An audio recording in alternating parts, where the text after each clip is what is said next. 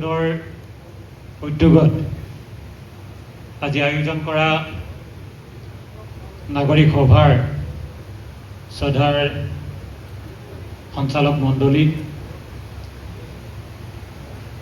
ইয়াত উপস্থিত থকা সোণোৱাল কছাৰী জাতীয় পৰিষদৰ শ্ৰদ্ধাৰ সভাপতি কেশৱ চন্দ্ৰ সোণোৱাল ছাৰ, সোণোৱাল কছাৰী জাতীয় পৰিষদৰ প্ৰাক্তন সভাপতি দাস ছাৰ, প্ৰমুখ্যে সোণোৱাল কছাৰী স্বায়ত্তশাসিত পৰিষদৰ মাননীয় মুখ্য কাৰ্যবাহী সদস্য টংকেশ্বৰ সোণোৱাল ডাঙৰীয়া, ইয়াত উপস্থিত থকা আজিৰ এই বিশেষ নাগৰিক সভাৰ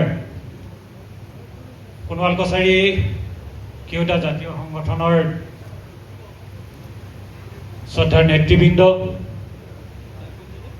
ইয়াত উপস্থিত থকা সোণোৱাল কছাৰী সমাজখনক বিভিন্ন ক্ষেত্ৰত প্ৰতিনিধিত্ব কৰা শ্ৰদ্ধাৰ বিশিষ্ট ব্যক্তিসকল, ইয়াত উপস্থিত থকা সোণোৱাল কছাৰী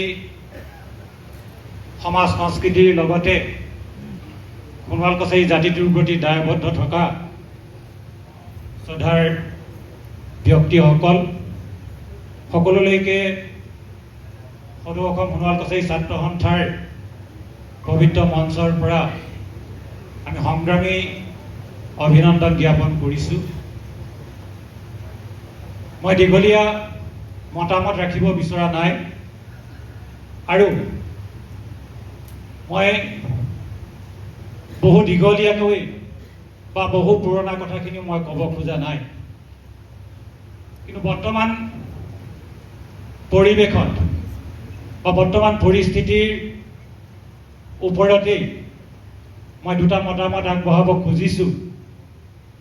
প্ৰথম কথা, সোণোৱাল কছাৰী স্বায়ত্তশাসিত পৰিষদ, এই সোণোৱাল কছাৰী স্বায়ত্তশাসিত পৰিষদ ব্যৱস্থা সম্পৰ্কত, আইনৰ সম্পৰ্কত ইয়াত অৱগত কৰিছে।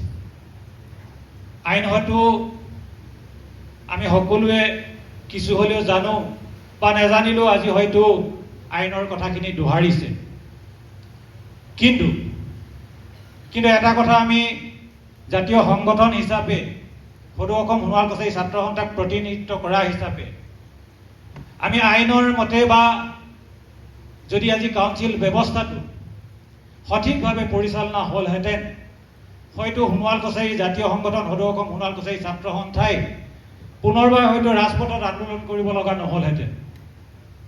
এতিয়া যি আইনৰ শুধৰণিৰ কথা ক'লে, সংশোধনৰ কথা ক'লে, আমাৰ মিলন সোণোৱাল যিজন আমাৰ প্ৰাক্তন মুখ্য কাৰ্যবাহী সদস্য, তেখেতেও কৈছে বা সোণোৱাল কছাৰী যুৱ পৰিষদৰ সভাপতি হিচাপে এই যে যিখন ইণ্টাৰিম কাউন্সিল গঠন কৰা হ'ল, এই ইণ্টাৰিম কাউন্সিলখন সোণোৱাল কছাৰী ৰাইজৰ কাৰোবাৰ মতামত আছিল নেকি?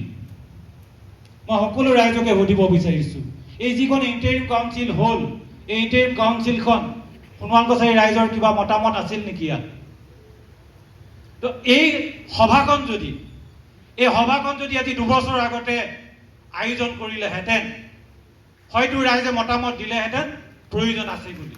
কিন্তু এই 2 বছৰ অতিক্ৰম কৰাৰ পাছত সোণোৱাল কছাৰী স্বায়ত্তশাসিত পৰিষদ ব্যৱস্থাটো যিটো গণতান্ত্ৰিকভাৱে নিৰ্বাচিত এখন প্ৰতিনিধি চৰকাৰ থকাৰ পাছত সেই চৰকাৰখনে আলোচনা নকৰি এখন ইণ্টাৰিম বডি আলোচনা কৰিলে, তাৰ কাৰণে দুৰ্ভাগ্যৰ বিষয়।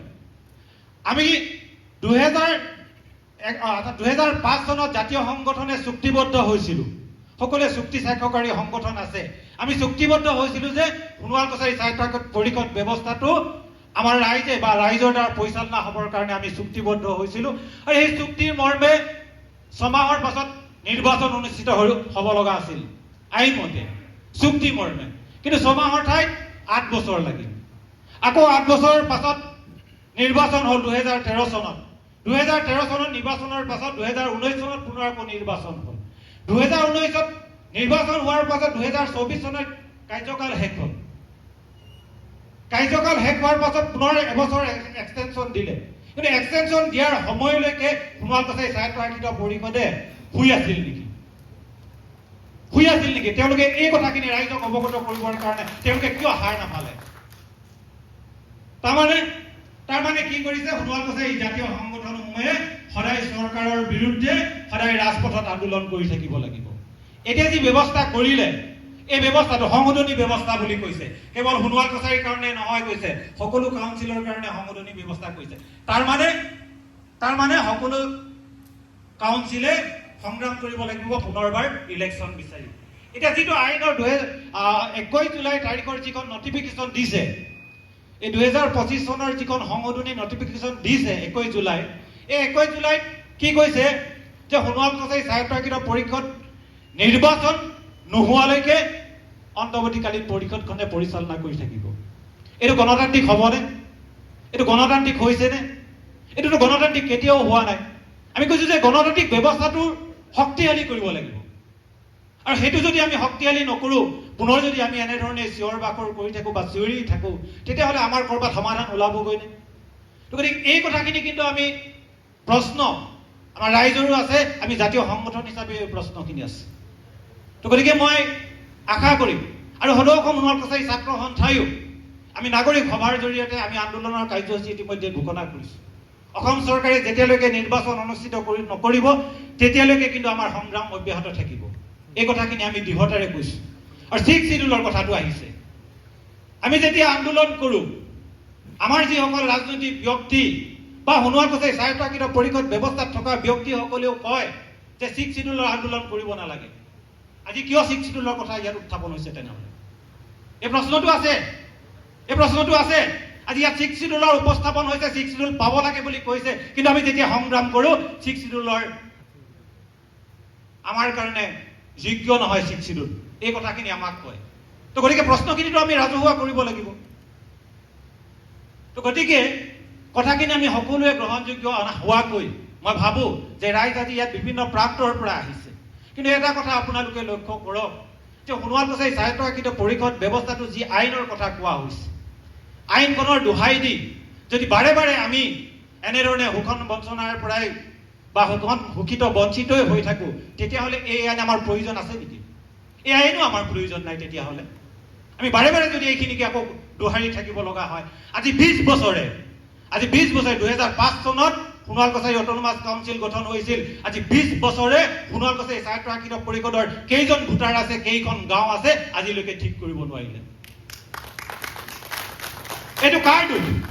সোণোৱাল কছাৰী ৰাইজৰ দুখ নেকি? এই দুখটো সোণোৱাল কছাৰী ৰাইজৰ নেকি? এই ব্যৱস্থাটোৱে কৰিব পাৰিব লাগিছিল, কিয় কৰিব পৰা নাই? চৰকাৰৰ লগত কোন আছে? এই ব্যৱস্থাটোৱে চৰকাৰৰ লগত জড়িত হৈ আছে। অসম চৰকাৰৰ লগত এই ব্যৱস্থাটোৱেতো জড়িত হৈ আছে। গতিকে এই ব্যৱস্থাটোৱে অসম চৰকাৰৰ লগত জড়িত হৈ থকাৰ পাছতো যদি শুদ্ধ এখন ভোটাৰ তালিকা প্ৰস্তুত কৰিব নোৱাৰে, তেতিয়াহ'লে আমি কাৰ ওচৰলৈ যাম? আমি কাক দুহাত মেলি বা হাত জোৰ কৰিম? এই প্ৰশ্নখিনি কিন্তু আমাৰ আছে। গতিকে আজি যিখন সভা দিছে, মই ভাবোঁ যে এই সভাখন 2005 চনৰ পাছতে আয়োজন কৰিব লাগিছিল। 2005 চনত যেতিয়া আমি কাউন্সিল পাইছিলোঁ, তেতিয়াই এই সভাখন আয়োজন কৰা হ'লে আমি এই সভাখনৰ গুৰুত্বতা আছে বুলি উপলব্ধি কৰিলোহেঁতেন। কিন্তু তেতিয়া কি হৈ আছিল নেকি যিসকলে দায়িত্বত আছিল? মই বিশেষ দীঘলীয়া বক্তব্য ৰাখিব খোজা নাই, কাৰণ আমি সাংগঠনিকভাৱে এই চুক্তিৰ সময়ৰ পৰাই, অৰ্থাৎ চুক্তিৰ আগৰ পৰাই সাংগঠনিকভাৱে সদৌ অসম সোণোৱাল কছাৰী ছাত্ৰ সন্থাৰ লগত জড়িত হৈ আছোঁ। আৰু গোটেই কথাখিনি আমি বিভিন্ন সময়ত আমি সেয়া কাউন্সিল ব্যৱস্থাকেই হওক বা অসম চৰকাৰে বিভিন্ন সময়ত আমি দাবী উত্থাপন কৰি আহিছোঁ, বিভিন্ন মঞ্চত আমি তেওঁলোকক হেঁচা প্ৰয়োগ কৰিছোঁ। কিন্তু তথাপিও এই কথাখিনি কিন্তু আমাৰ যিসকলে দায়িত্বত থাকে, যিসকলে চকীখনত থাকে, সেইসকলে কিন্তু সেইধৰণে চিন্তা নকৰে। আমি যেতিয়া এই সংগ্ৰামখন, অৰ্থাৎ সোণোৱাল কছাৰী স্বায়ত্তশাসিত পৰিষদ ব্যৱস্থাটো ইণ্টাৰিম ব্যৱস্থাটো বন্ধ কৰিব লাগে বুলি যেতিয়া আমি দাবী কৰিছিলোঁ, এই যিখন সংগ্ৰাম আমি এই 2025 চনত কৰিছিলোঁ, তেতিয়া আমাৰ এজন প্ৰতিনিধিয়ে কৈছিল যে এই দ্বিতীয় দফাটো উঠাই দিব লাগে। মই তেতিয়া স্পষ্টকৈ কৈছিলোঁ, মই ইয়াত 26 জন ব্যক্তিৰ সুৰক্ষিতৰ কাৰণে সদৌ অসম সোণোৱাল কছাৰী ছাত্ৰ সন্থাই সংগ্ৰাম কৰা নাই, সোণোৱাল কছাৰী জাতিটোৰ কাৰণে সংগ্ৰাম কৰিছে। গতিকে সেই দাবীটো থাকিবই, স্পষ্টকৈ কৈছিলোঁ। আৰু সেইকাৰণে সেইকাৰণে নাগৰিক সভাৰ জৰিয়তে এই কথাখিনি সদৌ অসম সোণোৱাল কছাৰী ছাত্ৰ সন্থা আৰু সদৌ অসম সোণোৱাল কছাৰী নাৰী সন্থাই স্পষ্টভাৱে আমি ৰাইজক অৱগত কৰিছোঁ। গতিকে শ্ৰদ্ধাভাজন ৰাইজ, আমি কোনো কাৰো বিৰোধী নহয়, আমি কোনো সোণোৱাল কছাৰী ব্যক্তিৰ বিৰোধী নহয়, কিন্তু আমি ব্যৱস্থাটোক বিৰোধিতা কৰিবই লাগিব আৰু ব্যৱস্থাটো সঠিক দিশত আগবাঢ়ি নিবৰ কাৰণে সাংবিধানিক যি কথা কোৱা হৈছে, সাংবিধানিক যি মৰ্যাদাৰ কথা কোৱা হৈছে, সেইটো ৰাখিবৰ কাৰণে সকলোৱে কিন্তু ইয়াত আমাৰ আগত বা এনেধৰণৰ সকলোৱে মতামত দিয়ে। কিন্তু যেতিয়া আমি সংগ্ৰামখন কৰোঁ, যেতিয়া সংগ্ৰামখন ৰাজপথলৈ নিওঁ, তেতিয়া এইসকল ব্যক্তিয়ে আমাক আকৌ বাধা দিয়ে, সংগ্ৰাম কৰিব নালাগে, এয়াই আমাৰ সংগ্ৰাম নেকি? তো গতিকে মই আশা ৰাখিছোঁ যে আজিৰ যি সোণোৱাল কছাৰী স্বায়ত্তশাসিত পৰিষদ ব্যৱস্থা, এই ব্যৱস্থাটো অগণতান্ত্ৰিক। এই ব্যৱস্থাটো গণতান্ত্ৰিক কৰাৰ সকলোৱে দায়িত্ব আছে, সকলোৱে দায়িত্ব আছে। আৰু তাৰ কাৰণে আমি সদৌ অসম সোণোৱাল কছাৰী ছাত্ৰ সন্থাৰ লগতে সোণোৱাল কছাৰী জাতীয় সংগঠনে সংগ্ৰাম অব্যাহত ৰাখিছোঁ, নিৰ্বাচন অনুষ্ঠিত নোহোৱালৈকে, 6 শিডিউল নোপোৱালৈকে। আৰু এটা কথা উল্লেখ কৰিছোঁ, লগতে আৰু এটা কথা উল্লেখ কৰিছোঁ, বৰ্তমান অসম বিধানসভাত সোণোৱাল কছাৰী এজন প্ৰতিনিধি নাই। কিয় নাই? আজি তাৰিখলৈকে 20 বছৰে সোণোৱাল কছাৰী স্বায়ত্তশাসিত পৰিষদ ব্যৱস্থাটোৱে এজন বিধায়ক নিৰ্বাচন কৰিব নোৱাৰিলে, এজন বিধায়ক বনাব নোৱাৰিলে। তাৰ কাৰণে কোন জগৰীয়া? আমি কিয় নোৱাৰিলো এজন প্ৰতিনিধি আমাৰ বিধানসভাত আমাৰ কথাখিনি ক'বৰ কাৰণে, আমাৰ সমস্যাখিনিৰ কথা ক'বৰ কাৰণে কিয় আমি এজন নিৰ্মাণ কৰিব নোৱাৰিলো? আজি সেইকাৰণে সোণোৱাল কছাৰী পদে পদে লাঞ্ছিত, পদে পদে আজি বঞ্চিত সোণোৱাল কছাৰীসকল। গতিকে মই আশা ৰাখিছোঁ পৰৱৰ্তী দিনত এনেধৰণৰ যাতে কাৰুকাৰ্যই সোণোৱাল কছাৰী সমাজখনক গতিশীলতাৰ বিপৰীতে যাতে থিয় নিদিয়ে, তাৰ কাৰণে মই আহ্বান জনাই মোৰ দুআষাৰ সামৰণি মাৰিছোঁ। ধন্যবাদ।